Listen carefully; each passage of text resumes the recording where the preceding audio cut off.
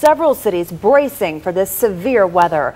Good Friday evening to you. I'm Heather Rowe. And I'm Dan Maries. The threat posed by two storms that will combine over the East Coast early next week is very real and very dangerous. Chief Meteorologist Chuck George is joining us now with where Sandy is sitting at this hour. Chuck?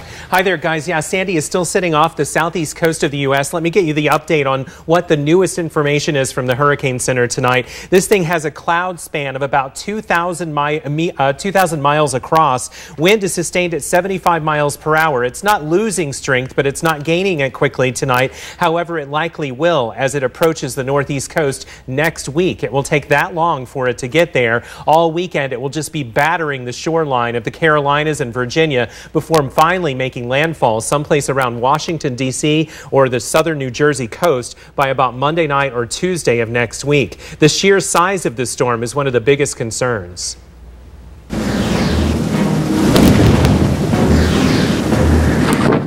From Maryland to Maine, people are getting ready for what will be an historic storm. We have concerns about the intensity of the storm, what the wind levels are going to be when the storm actually gets here. And we have concerns of some of the effects of the storm, mostly, I think, the possibility of flooding in some of the low-lying areas of town. Sandy will move north along the East Coast, then take a turn to the west, making landfall sometime late Monday near the Delaware-Maryland border. It'll combine with a winter storm and an Arctic air mass, the same one that moved through the west and brought us temps this morning in the 40s. That will combine with the hurricane to create a superstorm. States of emergency have been declared in several states in the Northeast and also in the nation's capital.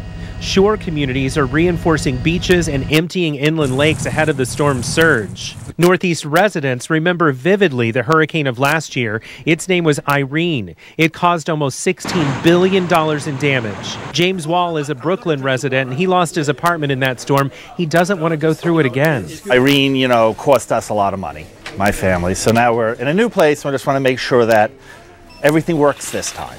And with about a third of the nation's population to be affected by this storm, he's not alone. And Tucson has a connection to this storm because this cold front moving into the northeastern U.S. right now is the one that brought us 10 degrees below normal temperatures this morning. We were down to 44. The reason you're going to be hearing Sandy with a particular name or two assigned to it, like the perfect storm or the Franken storm, it's because it has all the ingredients to become a monster, not just a hurricane alone. The cold front will interact with it as Sandy makes its way up the eastern seaboard. That is ingredient number 1 and 2, the cold front and the hurricane kind of playing off of each other here. The other ingredient is the fact that we'll also have a full moon. When you have a full moon that occurs at the time of a hurricane, it makes the tide even higher. So take a look at this. The earth in the blue ball here, the moon in the white ball, and the sun is the yellow one. When they are all lined up like they are in a full moon, boom, you get the highest tide you can possibly get in that kind of scenario. And guess when the full moon is? Right when it makes landfall next week. Heather? Fascinating. Never knew that, Chuck.